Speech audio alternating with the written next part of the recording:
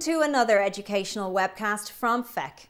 We've created it for your information and professional competence purposes. Hopefully, after watching this webcast, you should feel more confident when confronted with a similar clinical situation. This information should increase your understanding of CPGs and help you to become a better practitioner. You should understand that webcasts are not intended to replace a full training course, but watching this webcast should definitely help inform your practice, improve your clinical effectiveness. Practitioners must only act in accordance with CPGs and their current scope of practice and status on the register.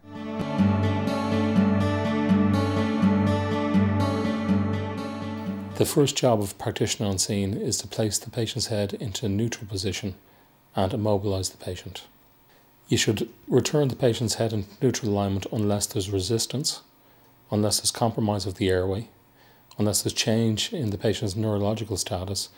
In other words, if there's change in circulation, sensation or motor function, or if the patient is in extreme pain.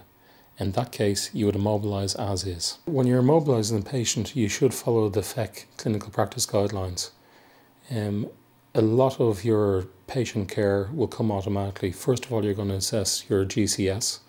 So you're going to ascertain the best eye opening, best verbal response, best motor response. And if the patient is alert to person, place, time and self and has a GCS of 15, you can then move on to the next step, which is confirming that the patient can communicate well with you and isn't under the influence of any drugs or alcohol. In other words, that they're giving you reliable information. Your next step that you're going to look at really is you're going to be thinking about the mechanisms of injury. If it's a dangerous mechanism of injury and you can look for your CPG on this, well then you will not be ruling out spinal injury. You will be taking precautions and placing the patient on the spinal board. You're then going to check for any numbness or tingling and any midline tenderness, and also the absence of any low risk factors as well.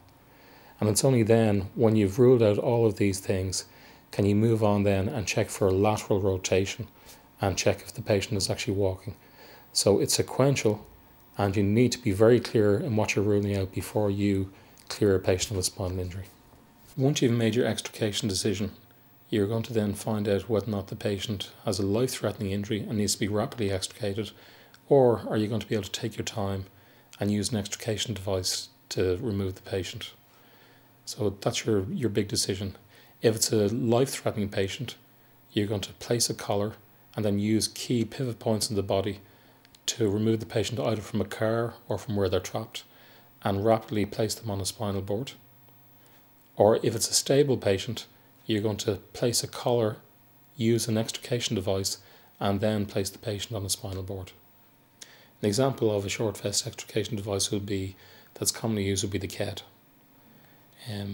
Once again, this is only for stable patients when you have time and you can monitor the patient's vital signs. If you have a patient where you think that there's going to be prolonged transport times, it's probably advisable to use a vacuum mattress as well. When I talk about lateral rotation, the patient is immobilised still, and lateral rotation is 45 degrees to the left and then 45 degrees to the right. If you have a patient moving their body or their upper torso with lateral rotation, that's a sensitive indicator that they may have a C-spine injury. Combative patients are very difficult to manage. There's a couple of reasons a patient might be combative. One is they're very, very stressed and there might be interpersonal communication issues between you and the patient. And the other one may be of medical origin as well. As a practitioner, you can use your interpersonal skills to try and calm the situation down, and then that will help with the treatment of the patient. But if you try and physically restrain the patient, you can actually do a lot more harm for that patient's spinal injury. Children travel in age and size appropriate car seats. So if you have a child that has a possible spinal injury, a collar should be placed on the child, and then you can pad around the child in the car seat. This will immobilise the child and the child can be transported in their own car seat then. If you need to extricate a child and the child seat is broken, or if you need to remove a child from the child seat for resuscitation purposes, there's a way you can do this as well. You should hold the child's head using C-spine immobilisation place a collar on the child, then tilt the child's car seat backwards and slide the child directly onto a spinal board. Once again, you need to take in the anatomical difference between an adult and a child into account. So in other words, you may need to take off the head pad off the spinal board or put a blanket underneath the child on the spinal board to make sure that there's no flexion or extension of the child's C-spine.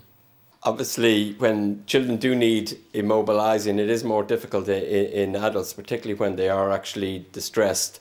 So the first thing we would try and put on is a cervical collar and that as well. And there is no doubt, in my experience, most children will take a cervical collar being put on without getting too upset or without even trying to drag it off. However, they do get upset when you try and pin them down and try and harness them down onto an actual bed. And I think there needs to be clinical judgment there as to the actual sort of correct approach. The other point is that sometimes children can have a very prominent occiput. By the occiput, I mean the back of the actual head and that as well.